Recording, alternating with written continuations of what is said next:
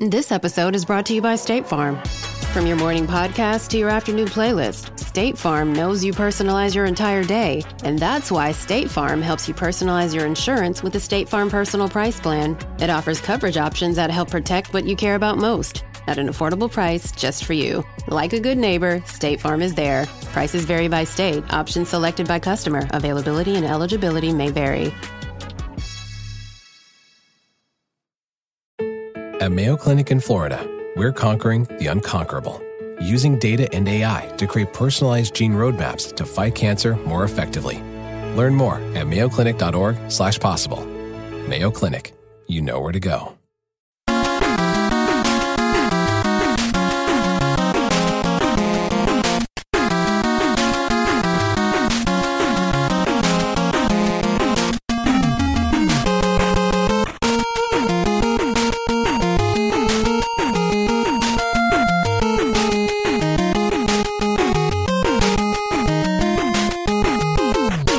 Hockey fans, are you ready to brave the wild? With me, your host, Paladino Joey, or Joey Awajan. Brave the Wild is available on Apple Podcasts, Google Play Music, Stitcher, and Double Twist, to name a few, right? Great to be back on board once again today. Hope you all had a Merry Christmas and Happy Hanukkah, Happy Kwanzaa, all that good stuff. Hope you had a wonderful time.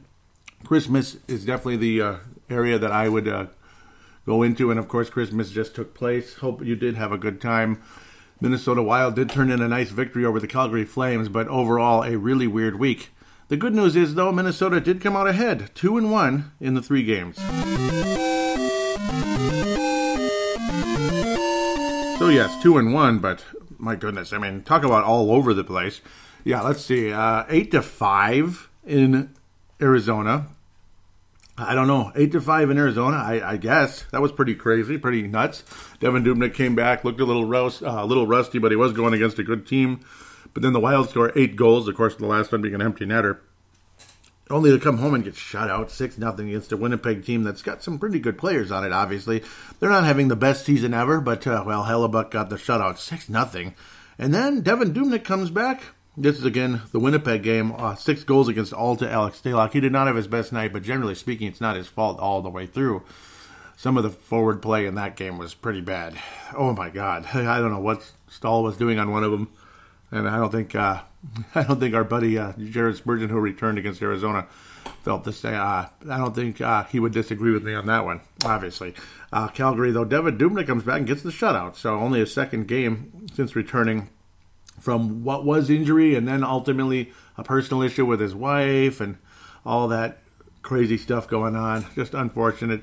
Obviously, illness with his wife. Nothing domestic, obviously, like nothing bad, obviously. Just, nothing bad in terms of personal issues. More of a health issue, unfortunately. But God willing, she's getting better, and that's good. At least good enough that he can get back to playing again, and he gets the shutout in honor of her against the Calgary Flames. So that was awesome. Minnesota Wild will play the Colorado Avalanche in not a matinee game, but on national television Friday night, the 27th, coming up. So here we are, Thursday morning, talking about a team that's, kind of still hanging around the wild card. Little positivity, little negativity. Injuries still. Koivu's still not back. Jason Zucker officially is out for like 4 to 6 weeks, basically a month with that broken fibula. So that's what took place there. Lower body ends up being a broken fibula. Michael Russo allowed to report that one. At least I think he was. Originally, they were like, no, don't say anything. Even Bill Guerin, but he was more respectful about it. He wasn't like, who the bleep reported this? Oh, you should all get fired. Who would leak this out? That was Paul Fenton in the past. But, wow, 13 goals scored in one game. Phil Kessel got his 8th goal of the year. Again, he was an acquisition in the offseason, along with now Taylor Hall very recently. We talked about him on the last episode. Oliver Ekman-Larsson, who had been quiet, he was able to get his 4th goal of the year unassisted. Ryan Hartman had a pretty nice looking goal also against the Arizona Coyotes. That was pretty awesome. Kind of all by himself on that one. 5th goal of the season for Ryan Hartman, kind of attacking the basket. Ultimately, Foligno and Brodin getting assists, but a nice move by Hartman, getting across a couple defenders there. Foligno chipped it in on a nice little quick dish by Carson Soucy, and Rask also ended up getting the 2nd assist. But good for a lot of these guys. Ryan Donato, nice fake a nice fake. He was going to pass the puck off and ended up just releasing it and foiled Darcy Kuemper, who, after starting out things nicely against Minnesota, he's been terrible ever since. He actually was hurt on the 7th goal given up in the game. 8th goal, of course, unearned because it was an empty netter by Kunin with his 9th goal of the season. Brad Hunt, finally, who'd been in a drought for like a month and a half, finally getting 2 points in this one, including a goal and an assist. So good for him. You're seeing positivity out of guys like Nico Sturm in all these games. You got to like what he's able to do. He's got that physicality. He's got the nice passing skills. But a nice overall back and forth, crazy, wild game, literally. Again, no pun intended at the end of the day. Entertaining hockey, I guess, if you like 8-5. I mean, kind of frustrating if you like to see some decent goaltending here and there. Kuemper just got killed over and over and over. And then Dubnyk, of course, was a bit rusty. He could have been better, could have been worse. He did kind of save things, though, when it was a 6-5 game. Huge save on Taylor Hall. That ended up kind of saving the day, like literally. I mean, it was a sprawling save by Devin Dubnyk, and saved the Wild's bacon there. In a game where, again, Dubnyk looked pretty rusty, and it was against a pretty talented team on the road. Kuemper versus Dubnyk, pretty entertaining stuff. Kuemper definitely not getting the last laugh in this one. Again, not only beat by Suter, but injured on the play. Not sure what's going to happen. He might be out for a bit. Looked like a knee injury there for Darcy Kuemper, as he was not getting up. Kind of scary situation there. Again, 8-5 win for Minnesota. Entertaining, especially in the form of, well, it's nice to see Minnesota score, but it's like you just knew it. Somehow, magically, they'd have used them all up in one game. And yep, they used up to 2 games worth of goals in one game, I guess. Even in some cases, 3 games worth of goals, as Winnipeg would shut out the Minnesota Wild and get 6 goals. Patrick Laine making things look so easy. A couple of nice wristers that were so quick. The release on his shot was so quick, it was almost like there's nothing still I could do. And Hellebuck had a hell of a game. Yeah, I know, that's cute. 31 saves, 31 attempts, so to speak. He was roiling in the shutout. Dumba had an okay game, obviously aggressive with the shots on goal. He did get the blocks, good for him. But generally speaking, it was a mess of a game when it came to the Minnesota Wild. Anthony Boteto has reemerged, of course, of the Winnipeg Jets. As remember, he wound up on the club in the offseason, and he's having a decent year for the Winnipeg Jets. Nothing crazy, but good for him that he's getting things going in the right direction. Blake Wheeler with the goal and an assist.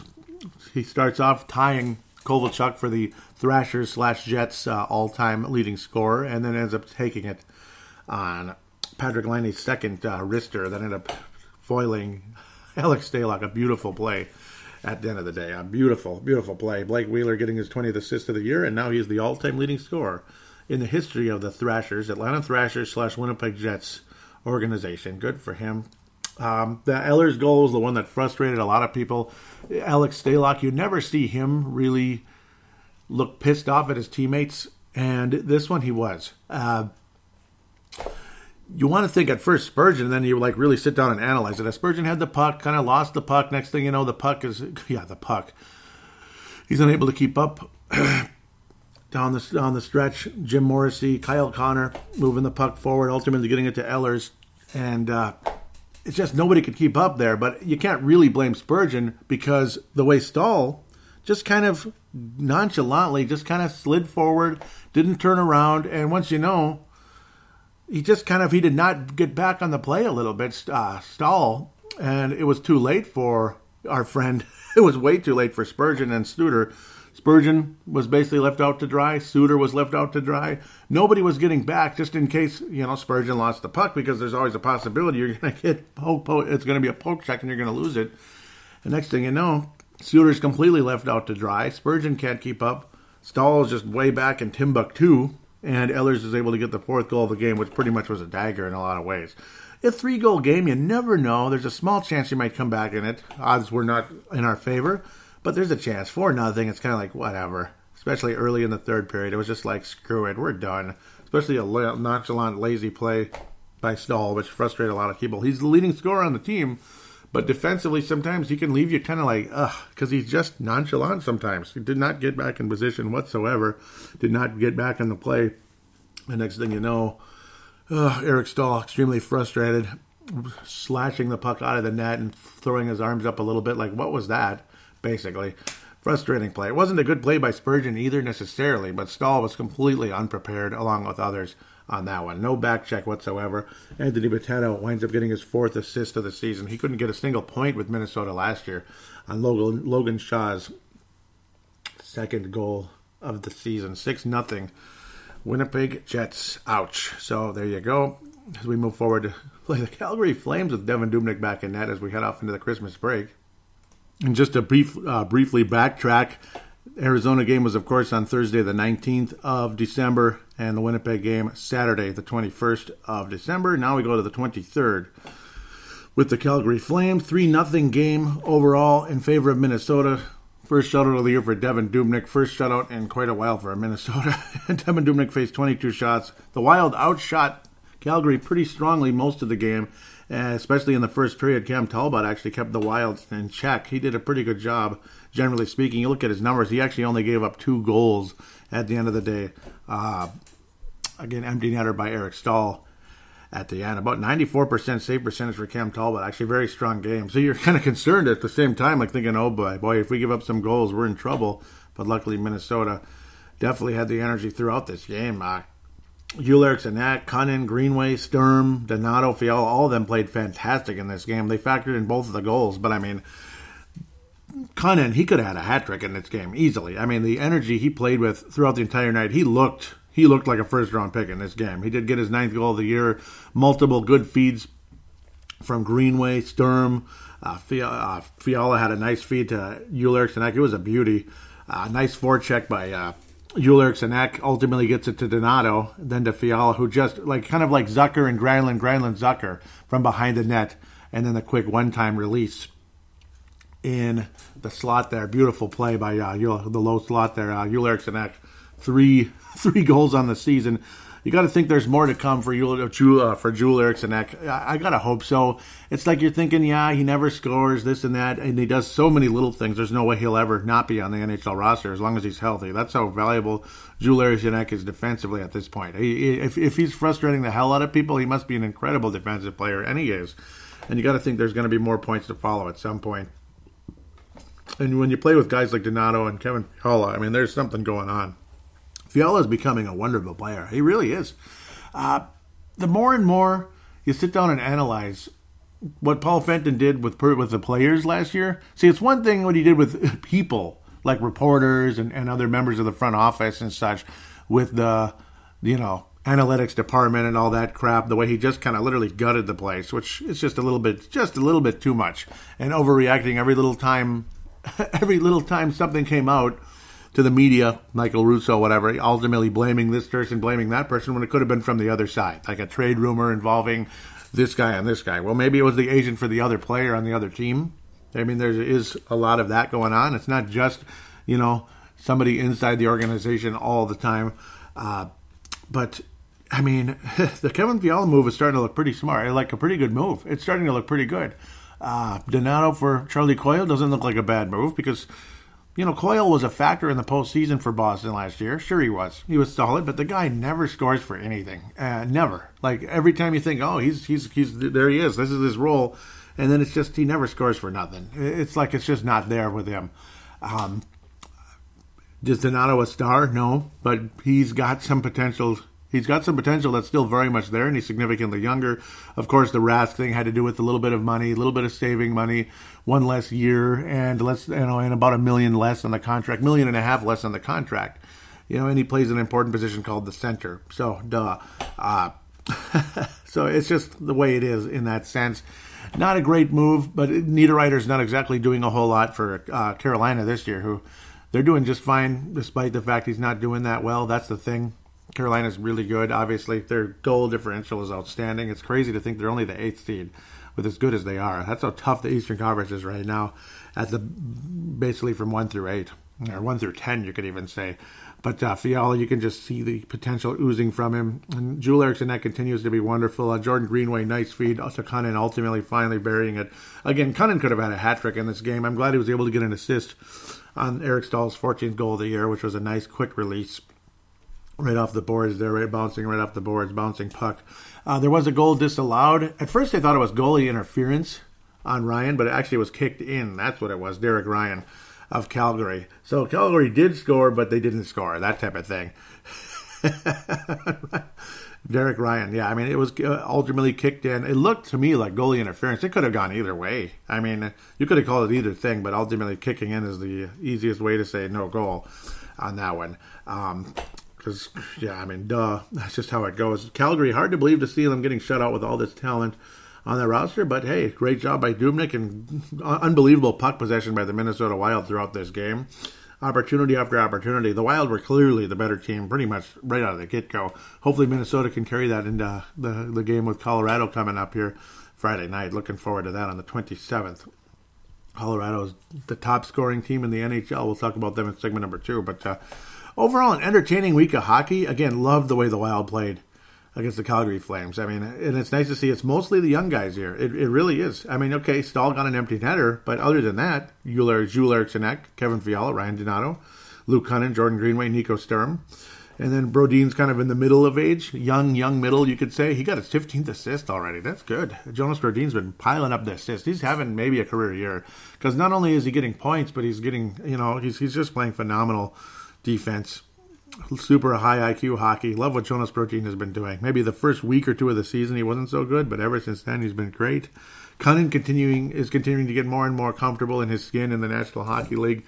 He's looking like a legitimate NHLer that will, again, never play in the AHL again unless it's a rehab stint or something. And I hope he doesn't need one of those at any time soon or ever again. Hopefully he just stays healthy forever, which, of course, can be wishful thinking in the NHL. Same thing for Jules Eriksson, same thing for Greenway. I mean, and Kevin Fiala, Donato. Every one of those guys is looking like legitimate NHL players. That's why you hear people like Judd Zulgad and others who are saying, this is a legitimate group of guys here. They're not the Edmonton Oilers. They're not the Pittsburgh Penguins, the early 90s Penguins or the 80s Oilers. They're not a group of superstars, but they're good players, and it's a good sign when these guys are the reason you're winning games.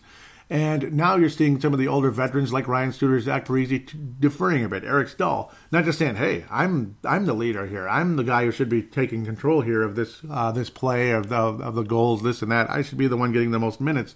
Now they're starting to defer a little bit. They're okay with it because they are getting a little older, and it's nice to see the pressure coming off now. Of course, when Suter and Parise first got here, they were basically they were about the age group of the Nino Niederreiter, Charlie Coyle, Jonas Brodin type of guys. But now they're significantly older. They're in their mid-30s. And you see guys like Nico Sturm and such taking a little bit of pressure off them. And Sturm obviously isn't a full-time NHLer yet. Hopefully very soon. He's definitely a full-time AHLer at the very least. But no, I mean, guys like Cunnin, there's no way. There's no way you're going to see Luke Cunnin go back to the AHL again. God willing. Kevin Fiala obviously looks more and more like a legitimate piece on an NHL team. A top 6 forward. He looks like a legitimate top 6 forward in the NHL. He's not just somebody who's, here and there. There's a potential. It's like a lottery ticket, like I called him earlier in the year, and I kind of apologize for that one. But the frustration was there. I wasn't the only person saying that kind of thing. So the frustration was there. The way he started out the season this year wasn't so great, and the way his whole run pretty much last year, with the exception of a 2-goal game against Nashville of all teams. Kevin Fiala was nothing to brag about last year, but now you're starting to see what Mr. Paul Fenton was seeing in some of these moves. The only real dumb move of the year was claiming Anthony Boteto. I mean, you should have just maybe signed him as a free agent in the offseason in the summer and then go from there. There was a chance. It's not like he's this big-time game breaker, and you had a pretty full defensive core, and you messed everything up, and poor Nick Steeler, he's still struggling.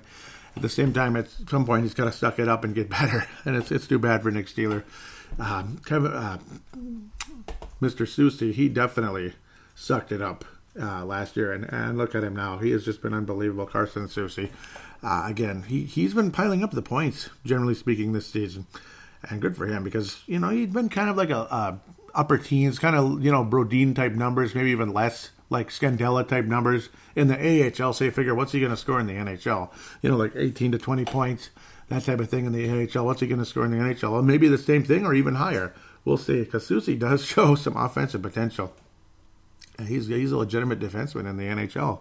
Because not only is he in the NHL, he's on the second pairing, not the third. That's how good he's been. And Dumba's been dropped down to the third pairing.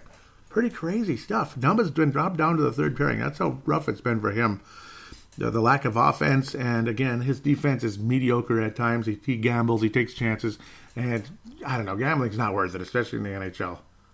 You gamble, you're out of position, and you get embarrassed, that type of stuff. And that's kind of what's been the problem with McDonough most of his career defensively.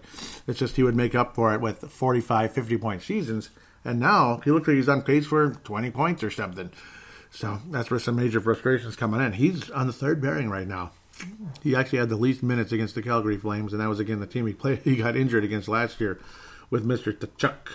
Matthew Tkachuk and him kind of going at it, and ultimately that pectoral muscle was torn in that fight. Scary situation, to say the least. 3-0 Minnesota, though. Mike Modano award for this past week. Boy, it's Devin Dubnyk. I don't know. It's tough. It could go all over the place. I kind of want to give it to Cunnin. I love the way he played against the Calgary Flames. I really do. He was so good. Again, it felt like he was going to get a hat trick in that game. The geek line's been split up here and there because of injuries. That's where the frustration comes in. I don't know. I mean, it all factors in the scoring, and then you get the frustration on the other end on occasion. Hartman had a good week. Zuccarello had a good week. Foligno had a really good week. He had 3 points against the Arizona Diamondbacks. No, the Arizona Coyotes. It's funny how Cunnin only had 1 goal against Arizona when other guys had, 3 points. Stahl had 3. Parise had 2 assists. Zuccarello 3 points. Foligno 3 points for Marcus Foligno. Isn't that crazy? Brad Hunt had 2 points, a goal and an assist for the first time in forever. Susie, again, that was a really pretty assist, actually, at the end of the day. Fiala's at 21 points on the year. Cunnin, I want to give it to Cunnin. I just love the way he played this week. Aggressive, obviously, like he always is.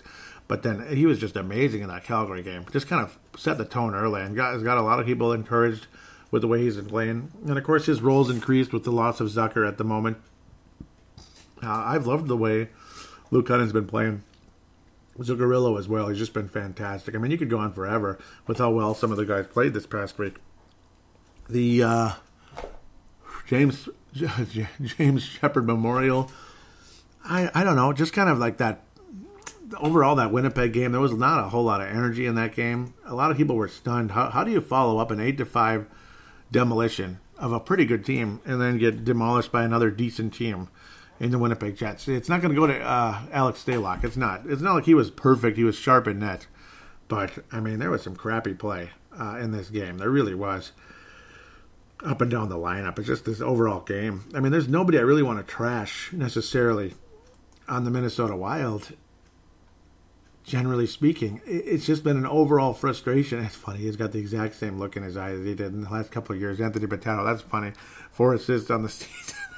Anthony Bottano. I don't know why I'm looking at him now. But I don't know. And it was an overall.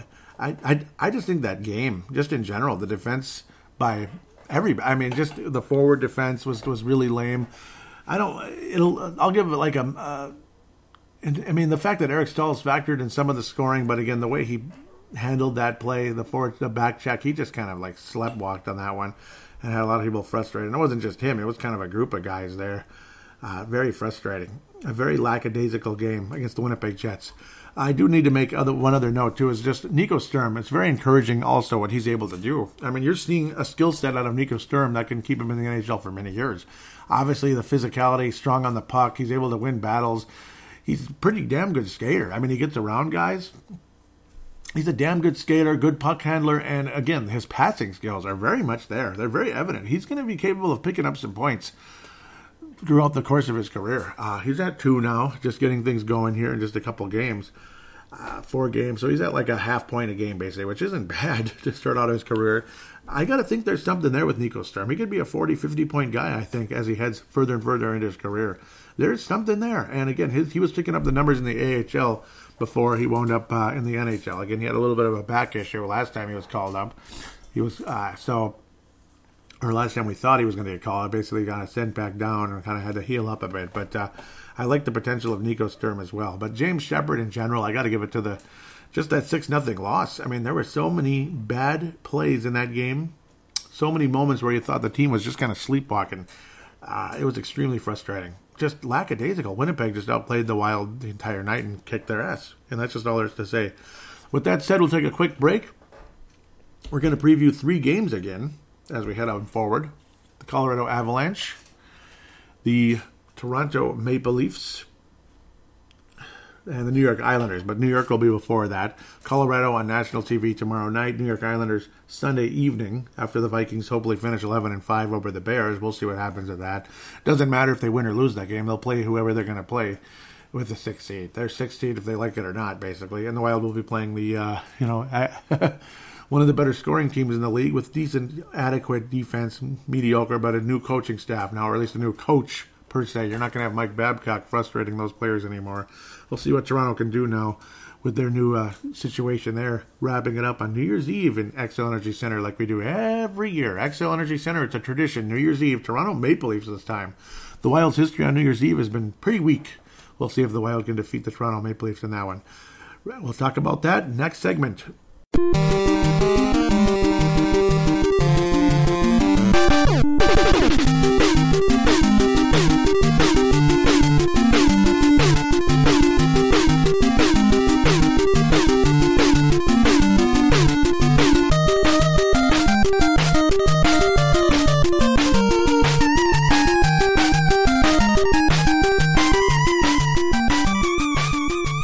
We are back here on Brave the Wild, segment number 2. Got to preview 3 games, look at the prospects, and give some shout-outs, and here you go. Minnesota Wild will be playing the Colorado Avalanche on NBC Sports. NBC Sports, Channel 68 here in Golden Valley, at least, the western suburbs of Minneapolis. 27th of December. The Lanch, the top scoring team in the league, 134 goals for. One other major thing at note, though, the Minnesota Wild are one of the top teams in scoring in the NHL since early November, too. So pretty spectacular. It's the goaltending or / goals against. I would say the defense in front of the goalies to go along with the goaltending has not been so good. It's crazy. If you could put 2 things together, Minnesota's actually become a pretty good scoring team. Colorado's the best, though. The best, and thanks to a guy like Nathan McKinnon, who's got 55 points on the season. He's only a +3, though, which is kind of weird. Cale Makar as well, though. He is obviously a phenom from UMass last year. 28 points. And, of course, the top 5 pick of the Lanch very recently. 28 points on the season. He looks like the next Brent Burns. He looks like the next Larry Murphy. He looks like the next Paul Coffey. Whatever you want to call him. He is off to a spectacular start to his career. He looked like he was ready to go last year also in the postseason, and he was. But now he's really ready to go. +10 on the season. 8 goals, 20 assists. He's everything you wish Dumba could be right now, and it's just not happening. Mikko Rantanen has missed a significant amount of time, but he's still getting over a point a game. He would be the number 2 leading scorer on this roster, if not for losing time. But, I mean, even Cale Makar, though, he's missed, 8 games on the season? He's only at 29 games and 28 points, so he's on course to being really something, like a 70-point guy. Brent Burns, Paul Coffey, that kind of good. That kind of good. I mean, he is off to an amazing start to his career. You don't want to get too crazy, too dramatic, but amazing start. Nazem Kadri also doing pretty well. 12 goals on the season. Definitely factoring in the middle 6 there for the Colorado Avalanche. Overall, a dangerous team. A team that's been a pain in the ass for the Wild over the years. Pardon me, my been struggling a bit with the way I can breathe lately. I apologize. So I'm trying to hang in there. Colorado Avalanche certainly look like a deadly foe. Minnesota so far with Colorado has split during the course of this season. That's one thing we got to talk about when you compare the 2 teams. A kind of a rotten start to the year between these 2. Colorado all over the Wild in a 5-2 win. Minnesota more recently 3-2 as they try to get further and further caught up. Again, this one will be in Pepsi Center. 4-2 win by Colorado. I thought it was 5-2, but 4-2 win on October the 5th, back when the Wild weren't beating anybody. And then November 21st, when things were starting to change a bit, Minnesota 3-2 win over the Lanch. Now you got to go to Pepsi Center again on the 27th. Head back to Xcel Energy Center for 2 games. That's good. Feb 9 and March 23rd. So Minnesota dominating home ice in this series, sort of. 3-2. It's not really dominating, but it kind of is what it is there. Colorado is only 2-3 in their last 5. Interesting. Very, very interesting when you sit and analyze that. Hard to believe, actually, at the end of the day. Well, they lost to the St. Louis Blues 5-2. That's, again, division rival, and they're in first place, legitimate first place in the Central. Chicago, they beat the Blackhawks 4-1 in Chicago. They lose to Carolina at home. They lose to Chicago at home. That's division for you. And then they go to Vegas, do the Colorado Avalanche, and win 7-3. Demolition in Vegas there. Crazy. 7-3 win over a Vegas team that's been a bit up and down during the course of the season. Minnesota usually doesn't play very well in Colorado. We usually tend to have more success here, but not always. I mean, Colorado's a dangerous team. Grubauer's had some good moments for sure. He's been the main goalie, obviously, but you've seen Francouz show up, and actually he's been fantastic. 2.22 goals against, 93 save percentage, no shutouts at all for the Blackhawks. I just call them the Blackhawks, the Avalanche this season. They're closer to the Blackhawks right now to what the Blackhawks used to be, that's for sure. Grubauer, he's 10-8 on the year in only 21 games. That's weird.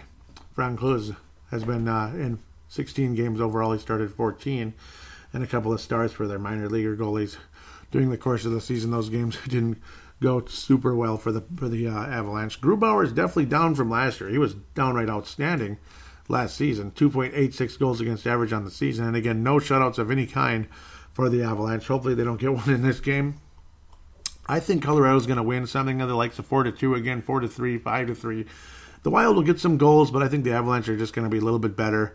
Dubnyk will probably be back in net again, but I don't want to see him getting like 7-8 games in a row. You got to cut that crap out. We don't want to go back to riding Dubnyk nonstop again like we have over the years. Now this year he's seen so much time away from ice that it won't hurt him as much, but I'm sure it's going to catch up regardless if he's going to get like every game. Don't ever put him in a back-to-back again, back-to-back games. That's the craziest thing I've ever seen. I want to see more and more out of Stalock, and even if it comes to it, if Stalock is very disappointing, call up Kakinen and give him a shot. I mean, it is what it is there. But I do think Colorado wins the game at the end of the day. The most likely guy to score for Minnesota, should he keep riding his hot streak? Should it be Luke Kunin? Are we going to keep riding the hot streak, get to 10 goals in the season? I'm going to go with that. Luke Kunin's going to score his 10th goal of the season against the Colorado Avalanche. But unfortunately, I do believe the Avalanche win the game 4-2, 5-3, something like that. But like a 2-goal type of victory for the Colorado Avalanche. This could end up being a really tough week, ultimately. I mean, if you're going to win, it'd be amazing if the Wild could beat the Colorado Avalanche. But the game coming up that I don't think the Wild are going to win, I just don't. Not the way things have been with this team the last couple of years. It's been a really tough go. They've transformed into a defensive juggernaut. The New York Islanders, second place in the Metropolitan Division, 23-9-3 on the season. Way beyond what Minnesota is at this point. Simon Varlamov has had his moments. He's a former Colorado Avalanche goaltender. He's been a lot better in this system. And Thomas Greiss, the German goalie, has been fantastic like he was the last couple of years. Consistency is what is the name of the game with the New York Islanders. They've just been really something. Now, these two teams, it's just home and away because it's Eastern Conference. December the 29th. That's Sunday in the afternoon there, late afternoon at 5 p.m., right a little around supper time. And then March 31st, Minnesota will head to New York. This one is at home for the Wild. Hopefully Minnesota can take care of business against this team, but they're a completely different team than they've been, and they really put the clamps on the Wild most recently. Colorado's not playing as well. I think the Wild have a chance to beat them, so there's a hope there.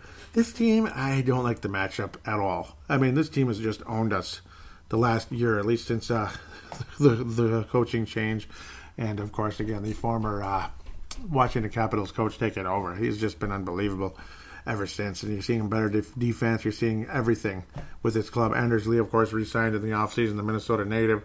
Brock Nelson, now their familiar name, has been super valuable for the New York Islanders.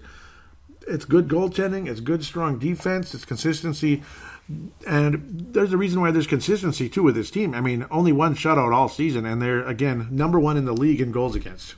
So, as in a positive, the positive side of goals against. Yeah, so, I mean, it's a very steady, solid, high IQ team out there. Jordan Eberle has definitely had a down season with injuries and such. He's way down there. Only 3 goals on the season, but obviously still an ever valuable guy. Anders Lee is a guy a lot of people respect throughout the National Hockey League. He doesn't score the points of like a guy I want to give $7-8 million a year, but again, he's got that presence in the locker room. He's got that presence on the ice.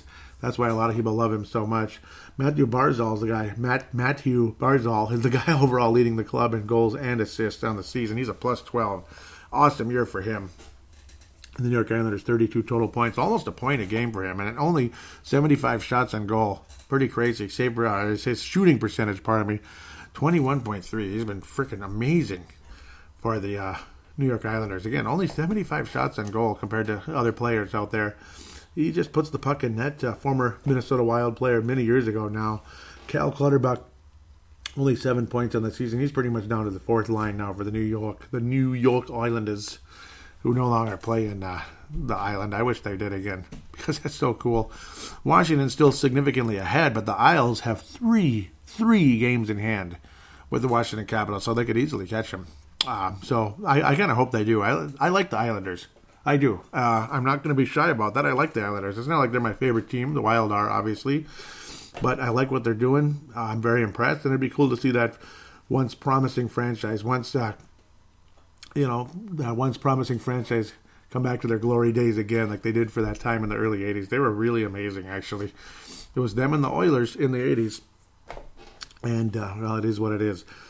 Certainly a more defensive team than that team was. That team was a juggernaut back in the old days. And a couple of former Islanders joined the Penguins many years later when they won the Cup in the early 90s, about 10 years later.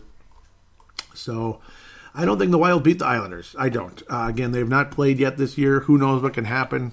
Love the way the Wild are playing, generally speaking. We're actually scoring goals now, which is cool.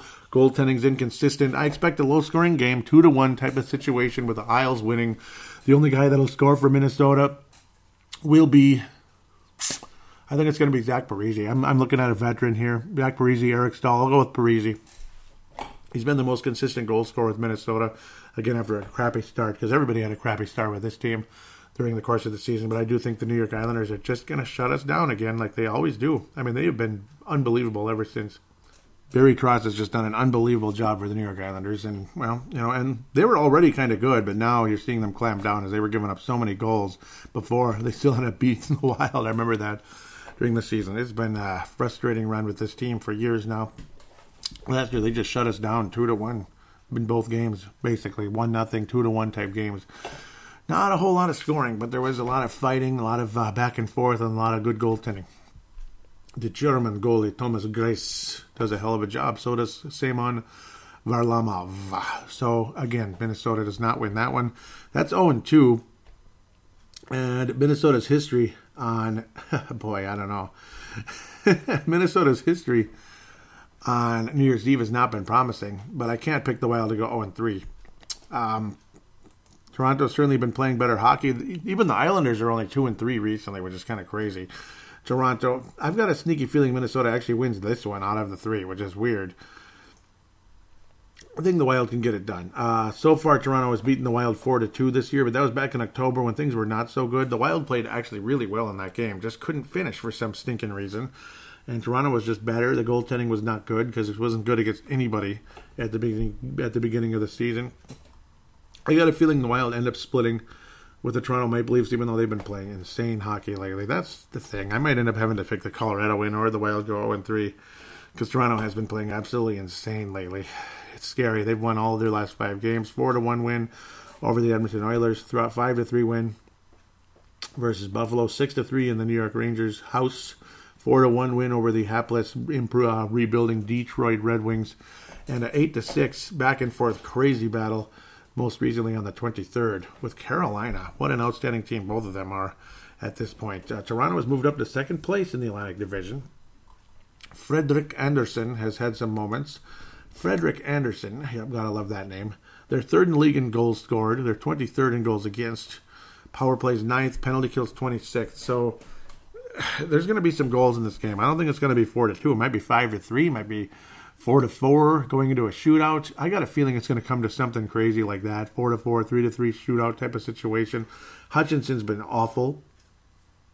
Anderson's been solid, but just solid, kind of average. Kind of like Dubnyk last year. 2.64 goals against average. Save percentage 91.6. Only one shutout. Again, kind of just average. Run of the mill. It's just the fact that Toronto dominates the puck a lot, and they've been outstanding ever since Mike Babcock was let go. The talent on this club is well noted. Even have veterans like Jason Spezza still hanging around. Tyson Barrie, a young, solid defenseman. William Nylander, a lot of people wanted him, but too expensive. John Tavares, of course, the former Islanders star. number 1 overall pick. And Austin Matthews is one of the top players in the league. 24 goals in the season, 43 total points. He's a plus 14 for Le Toronto. No, they're not French. The Toronto Maple Leafs. Toronto's kind of everything. A little bit of everything in Toronto. Obviously an outstanding team with a great future, blah, blah, blah. Mike Babcock couldn't win jack with this club. We'll see what happens now with the new regime. In this case, with Sheldon Keefe leading the way for the Toronto Maple Leafs. Mitchell Warner, obviously a guy who piles up points like you wouldn't believe. He's got 35 points in only 27 games. He's missed 11 games on the season. Just piles up points. Marner. I keep calling him Warner because it looks like it, but it's Marner. I don't know why I keep saying that. I apologize. Mitchell Marner has just been freaking awesome the last few years as well. Another young guy who's it's just oozing talent. I mean, when is Toronto finally going to break loose? When are they finally going to break loose and start really going on a playoff run? Go to the East Finals. Go to the Stanley Cup Final. I mean, Toronto hasn't been to the Stanley Cup Final since, the 60s, so it's a long time. They last won their cup in, 65? It's been unbelievable how long it's been since Toronto's had major success. Montreal last won the cup in 93. They've been invisible ever since, for the most part. Of course, some good years with Carey Price, but never amounted to a whole lot when it came to the postseason. At the end of the day, I mean, guys get paid for what they do in the postseason. At least you'd hope so. Austin Matthews, what an awesome season he's had. Obviously, again, frustrations with Mike Babcock, but it's been a completely different vibe now. It just looks like Babcock was overrated and very, very much disliked throughout Toronto and even Detroit over the years. So Babcock's kind of on the outside looking in. We'll see what happens. He'll probably resurface as somebody at some point because, he still has had a good record throughout his career. But I got exposed a bit in Toronto. I think the Wild will win this game. I don't know why, but I think the Wild end Toronto's streak if their streak is still going at this stage. I'm going to go with that right now. I am going to go with that. As crazy as that might sound, Toronto has just been crazy, crazy good. Ever since the 14th with Edmonton, they lost 4-2 to the Calgary Flames after beating St. Louis, and Vancouver before that. They have just been nuts. Only 3 losses all month of December. They will be playing the New Jersey Devils and the New York Rangers back-to-back, and then a couple of days off to play the Wild. But I have a sneaky feeling the Wild are going to come out firing and somehow win the game. I am going to go with that. My predictions may be way off, and it doesn't matter. I'm not telling you to bet money on anything. It's just a radio show. This is just a radio show. I don't have to be perfect on all my predictions. I just got a feeling that's the way it's going to go. The Wild never beat Colorado. The Wild never beat the New York Islanders, but maybe they'll win 2-1. Who knows? Maybe Dubnyk will stand on his head, or Alex Stalock will stand on his head. But I think the Wild beat Toronto somehow, some way. As weird as this might sound, as weird as it sounds, I just got a feeling the Wild are going to have one of those onslaught type of games, 4 or 5 goals, and the Wild end up beating Toronto 5-3, something like that. Most likely guy to score against the Toronto Maple Leafs is going to be Kevin Fiala. Kevin Fiala is going to be a big factor in that game. I expect maybe even a multi-goal game, certainly multiple points for Kevin Fiala in a 5-3 game. I think Kevin Fiala will be a huge factor. And Minnesota somehow, someway defeats the Toronto Maple Leafs on New Year's Eve. Won't that be something? Be pretty cool, but that's where I'm standing at the end of the day. Now, let's look at the prospects. And, as per usual, we will start with the Iowa Wild. And the guy that has been standing out nicely. He could fit right in with the Toronto Maple Leafs right now with how well he's been playing. Yeah, right. I'm just kidding. Will Bitton, though. My goodness. 5 points in the last 2 games. 8 points in the last 5. He has just been unbelievable. Will Bitton. It is Will Bitton. I keep getting it backwards and forth. Again, acquired for Gustav Olofsson about a year and a half ago now. I'm trying to remember. Was this a Fenton trade? I think it was. I think this was another Fenton trade, if I remember correctly. Nope. It wasn't. It was still Chuck Fletcher. Nice acquisition, Will Bitton. He's been wonderful. Nope, it was Paul Fenton. Wow, I keep going back and forth on that one, but no, Will Bitton, another solid addition to Minnesota's organization. The past couple of years, he was a +3 the other night on the 20th. Back-to-back games, Minnesota beat the Grand Rapids Griffins in Iowa, back-to-back games. Minnesota ends up winning both of them. Nice, or Iowa, excuse me. They've struggled for so long, but they're getting better now. They got better goaltending. We'll put it at that. Obviously, you got Kaapo Kähkönen back in net. Matt Robson has struggled so much down there, and after an amazing start to the season, and Derek Barbeau going back down to the Allen Americans, who's also actually had a really damn good season. We'll look at them in a minute, too. I haven't been looking at the Allen Americans a whole lot, and I apologize. There's some interesting happenings in Allen, especially Tyler Sheehy. My goodness. I mean, he should get a crack at the AHL again pretty soon. But Will Bitton, he has been unbelievable thus far with the Iowa Wild. Especially the past couple of weeks. Dmitry Sokolov got his 5th goal of the season. He's now at 6, at a point a game overall in 12 games. Good for him, I guess. Again, Kaapo Kähkönen picking up a couple of wins recently. 10-2 on the season. Good for him. Robson. Still, I mean, he's down to under 3 goals a game again after he'd been so good. And then he struggled so mightily after that. It was kind of heartbreaking. Kähkönen, outstanding 28-26 type of situation on Friday. Saturday, Bitton was unbelievable down the stretch. I mean, he has just been awesome. Multi-point games. He has just been awesome. He's now at 7 goals in the season. Brennan Medal picked up 1 point since going down to the back down to the Iowa Wild at the end of the day. And yes, Kähkönen was in net for both of those games, giving up only 5 total goals in 2 games, 2.5 goals against average, which is right about where he is. Kähkönen, good kind of stabilizing things in Iowa of late. Good for him. Let's look at the Allen Americans quick. As unfortunately, juniors in college, it's pretty much shut down of late. So that's unfortunate. Allen Americans thus far, Tyler Sheehy is just dominating, almost 2 points a game, 14 goals, 26 assists. Again, the former Gopher, Tyler Sheehy, 40 points in 29 games. He has been unbelievable. Oh, yeah, the defenseman acquired last year, Falkowski, he's at 16 points. So that's where he is at this stage. Jack Sadek, after a very slow start, he's now at 11 points. He's been picking up the numbers the past few games.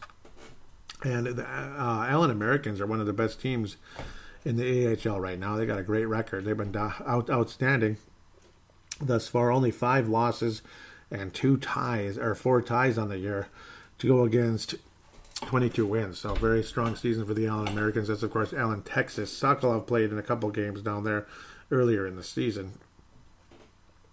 But, wow, pardon me. Nice to see Tyler Sheehy just dominating the ECHL thus far. He's only 23 years old, so he's still got a chance to reach the ultimate dream of the NHL. Jack Sadek, Nick Boca. Boca's missed a lot of games, unfortunately. He's now missed 10 games on the season. The injury, of course, 6 assists in those games. But Jack Sadek has certainly picked it up nicely. The Lakeville native, which is also the hometown of Neil Nate Dunk Thiessen, God rest his soul. Miss him so much. The former co-host of the show, off and on. Turner Ottenbreit, who was acquired and has picked it up a bit of late in Allen. He's got 10 points in only 13 games, 9 assists. He's been outstanding, actually, and he's only 22 years of age. Who knows? Maybe Ottenbreit will pick it up. He's been kind of with Iowa and Allen the past few weeks, but definitely kind of one of those borderline guys who could be in the AHL, and I do definitely think Sheehy can be, and I hope Sadek can get there at some point too. It's just the cupboards are kind of full right now when it comes to defensemen in the AHL. That's what's kind of holding Sadek back, but nice to see him picking up the points like he was with the Golden Gophers not too long ago. And Jack Sadek, don't look now, he's a plus 14 on the season. That's outstanding. Outstanding for him. Good for him. Plus 14 on the season, tied with Turner Ottenbreit for the team lead. Ottenbreit's only played in 13 games, but he's been great, and obviously Allen's been playing pretty well of late. Nice to see. And it's good to look at Allen Americans because there are some significant players down there, former Gophers and such, especially Sadek, who was an actual draft pick, so kind of significant. Unfortunately, things have been quiet in the college rankings because it's mostly been, Christmas/winter break. You're finally getting some numbers coming out with Philip Johansson, as that had been super quiet. He's been in 18 games, 3 points so far, almost at last season's point total in 47 games. Only 4 points all year last year and a minus 10 for his Swedish team there. But now 3 points, and he's a minus 5 for the Swedish Hockey League. Last year was Swedish 1. So we'll see what happens there. Philip Johansson. Well, we'll see. He has a lot of intangibles. He doesn't score much, just here and there, bits and pieces. He's got a career high in goals, too. So that's a start in the right direction, I guess. Sam Henches has dominated for the not as good St. Cloud State Huskies, but 21 points, already a career high for the sophomore for St. Cloud. Been outstanding. And Connor DeWeer keeps kind of chipping in points for Iowa. He's now at 6 with the Iowa Wild in 20 games. Been kind of chipping in here and there. Been picking it up a late. Bryce Misley stuck at 1 point all season. He's just been invisible. Very sad, very disappointing for him. But guys like Sadek, Sokolov, Bitten, they've been really good for Iowa. And, of course, a lot of the juniors in college have been real quiet. So I'm going to kind of have to step away there as they're kind of stuck at the certain points that they've been at. Again, Alexander Kovanov at exactly 2 points a game right now, 26 games, 20 goals, 53 total points, plus 27. He has been absolutely ridiculous. And I can't wait to see a guy who's under 20 years old dominating the Quebec Major Junior Hockey League. And that's what you want. I mean, you want him to dominate. You don't want him to get over a point. You want him to get 2 points or something like that a game. And then you got something legitimate there, possibly with Kovanov, who could be maybe a number one center for the Wild someday, along with Kirill Kaprizov. Wouldn't that be amazing? Kaprizov to his left. That'd be freaking cool if that ended up being the case. Man. I'd love to see that. Love to see those guys working together and becoming a great team someday. Kaprizov, 32 points in 35 games. Again, one of the best players, one of the top prospects on the planet out there for NHL prospects. Outstanding run for him. Going to give shout-outs to people. First of all, at Brave the Wild. At Brave the Wild is the Twitter account for Brave the Wild. I want to thank Vince Germano out of Australia for retweeting the show. He often does, and I can't thank him enough. Thank you so much, Vince Germano, for continuing to do that. I do believe Tene Brown has retweeted it as well a couple times. I think he did this past week. I'm not seeing it at the second for some reason. I did see Vince Germano's, though. Sometimes you see it, sometimes you don't. It's weird because there's so many other tweets that pop up, which can be kind of a pain. Tweets that aren't, like, mentioning you. They just pop out. What the heck? I have no idea. Let's just leave that alone. But thank you for those of you that have retweeted the show. Thank you again, Vince Germano, for doing that. Facebook.com/BraveTheWild.Minnesota. That's the Facebook page. Also, how about Minnesota Wild Global and, of course, MNW Prospects. It is MNW Prospects. It used to be MNW Players, and I kept saying it wrong back and forth. MNW Prospects, where we cover everything from, again, the Allen Americans all the way up to the Minnesota Wild. Again, like a Nick Boca, a Tyler Sheehy, all the way up to Luke Cunnin and Jordan Greenway in the Minnesota Wild. We talked about everybody. Young prospects, veterans, everything. But, of course, the prospects is the number one focus. We like to keep up with guys like Kirill Kaprizov, Will Bitten, guys like that. Bitten's had a wonderful week for Iowa. Sokolov's picked it up, blah, blah, blah, blah, blah. Dmitry Sokolov, still only 21 years old, so you never know. A lot of people frustrated with his defense and his skating, of course. That's what's been holding him back. You know, sometimes there was, for a while there, like him being in shape, his conditioning, a constant ongoing battle with him. But still 21, so you never know. But at least he's capable of some offensive hockey out there, some goal scoring, so to speak. He has been doing that at the very least. But no, we keep up with everything. Pavel Bennett, Justin Beck, Marek Skyba. Thank you guys so much for keeping up with the prospects and such, and having me be a part of things as an admin, and giving you a shout out and talking about the same prospects right here on Brave the Wild, and mentioning your page to everybody, encouraging so many people to join. A lot of people have joined, and it's an awesome page. I recommend it 100,000% for you to join that and have conversations as well on there about the prospects. Of course, Minnesota Wild Global, wonderful, wonderful page as well. Scott Cavendish started that thing out. Got a lot of guys like Chance Kostick, David Kostick, Chad Walski, some just amazing people. Got so many good people on there.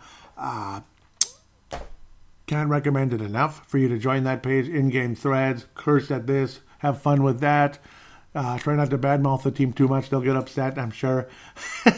But I don't blame you if you get frustrated with a 6-0 loss with the Winnipeg Jets. That was garbage. I mean, the fans booed the team, and it is what it is. You're going to boo a team when they lose 6-0. I'm sorry, you're going to get booed. 6-0 is garbage.